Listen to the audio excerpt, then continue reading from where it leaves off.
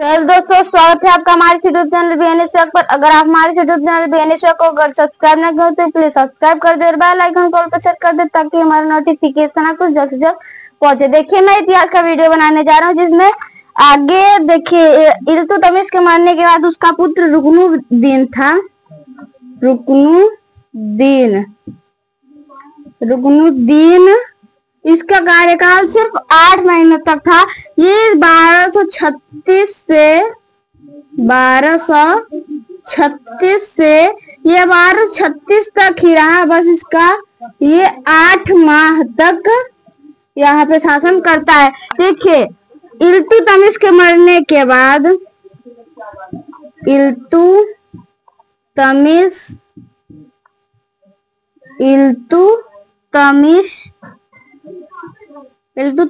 के मरने के बाद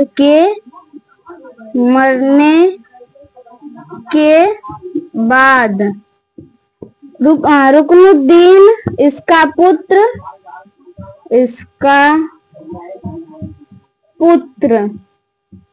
रुकनुद्दीन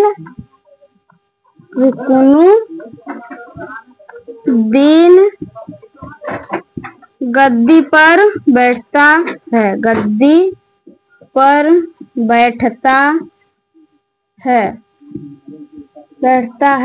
यह 1236 में जब गद्दी पर बैठता तो ये 8 महीने तक यहाँ पर जब शासन किया तो ये अयोग्य था, तो इसे दिल्ली की जनता ने इसे राजा के पद से हटा दिया। तो ये राजगद्दी पर बैठता है। इसे दिल्ली की प्रजा ने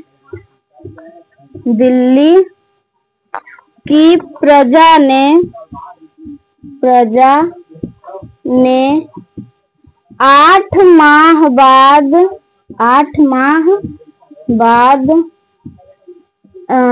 दिल्ली सल्तनत से हटा दिया। दिल्ली सल्तनत के राजा के पद से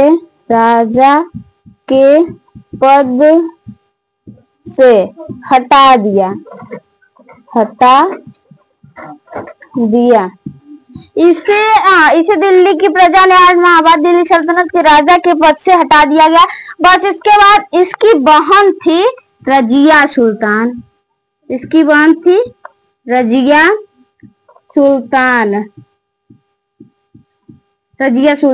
यह 1236 ईस्वी से 1240 ईस्वी तक यहाँ पे शासन करता है। यह दिल्ली सल्तनत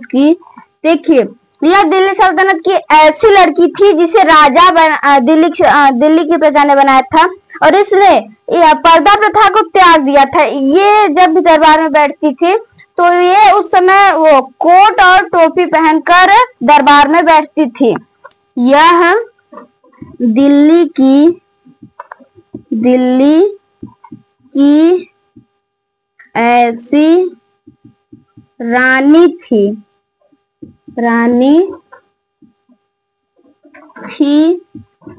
जिसे दिल्ली की प्रजा ने चुना था।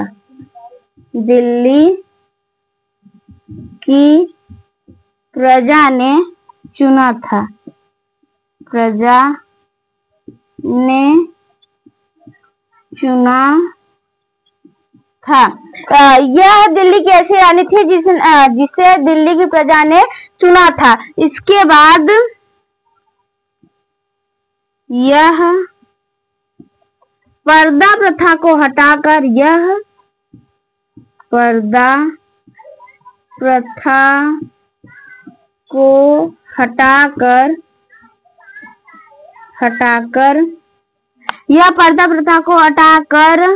ये दरबार में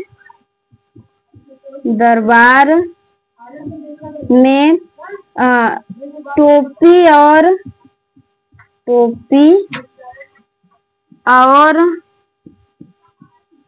कोट पहनकर जाती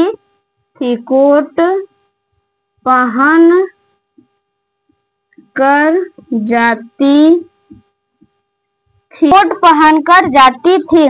देखिए यह पर्दा प्रथा को त्याग कर, यानी कि जो औरतें पर्दा करती थी उस प्रथा को त्याग कर दरबार में टोपी और कोट पहनकर जाती थी।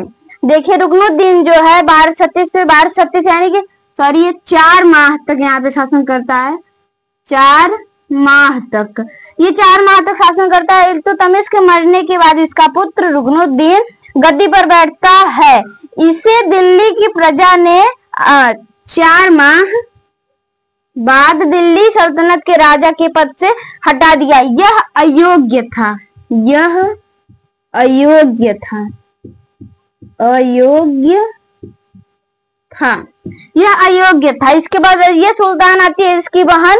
इसे हटाने के बाद रजिया सुल्तान 1236 से 1240 ईस्वी तक शासन करती है। यहाँ पे यह दिल्ली की ऐसी रानी थी जिसे दिल्ली की प्रजा ने चुना था। तो उसके बाद यह पर्दा प्रथा को हटाकर दरबार में टोपी और कोट पहनकर जाती थी। आप इतना नोट कर लीजिए, फिर मैं इसके आगे बताता हूँ। देखिए इसके बाद रजिया सुल्तान 1240 ईस्वी में 1240 ईस्वी में सरहिंद का सूबेदार, सरहिंद का सूबेदार,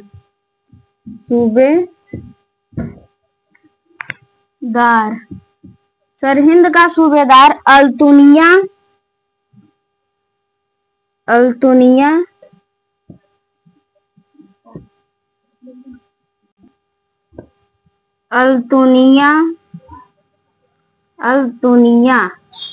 सरहिंद का सूबेदार अल्तुनिया, ये यहाँ पर 1240 ईस्वी में सरहिंद का सूबेदार अल्तुनिया दिल्ली में आकर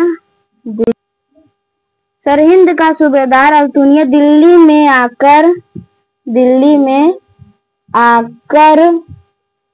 विद्रोह मचाता है, विद्रोह मचाता है, जिसके वजह से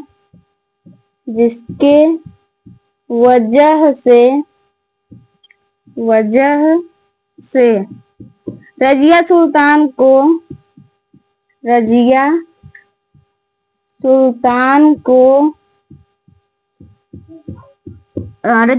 को दिक्कत आती है, यानी कि उसे रजिया सुल्तान को जिसके वजह से रजिया सुल्तान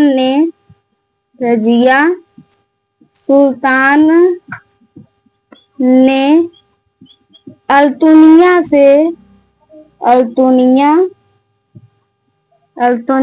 से विवाह कर लिया। विवाह करने के बाद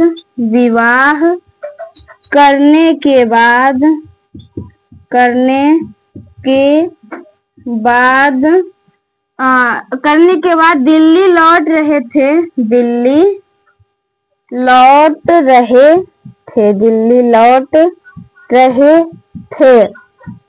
रजिया सुल्तान का भाई, यानी कि इनका भाई बहराम शाह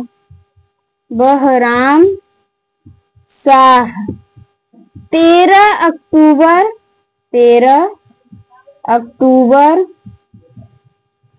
सन 1240 ईस्वी में इनका भाई बहराम शाह 13 अक्टूबर सन 1240 ईस्वी में इन दोनों की हत्या कर देता। इन दोनों की हत्या कर देता है। देखिए जब इसकी मृत्यु हो जाती है तो उसके बाद इल्तुतमिश का मतलब पहले के राजा कई विवाह करते थे, तो दूसरी पत्नी का पुत्र वही था बहराम शाह। बहराम शाह एक तरह से इसका भाई लगता था, तो बहराम शाह यह 1240 ईस्वी से 1242 ईस्वी तक यहाँ पर शासन करता है। ये है हमारे रजिया सुल्तान तक की कहानी, आप इसको नोट कर लीजिए। अगर आप हमारे यूट्यूब चैनल विज्ञानी सर को अगर सब्सक्राइब ना करें तो प्लीज सब्सक्राइब कर दे और बेल आइकन कॉल पे सेट कर दे ताकि हमारा नोटिफिकेशन आपको जल्द से जल्द पहुंचे।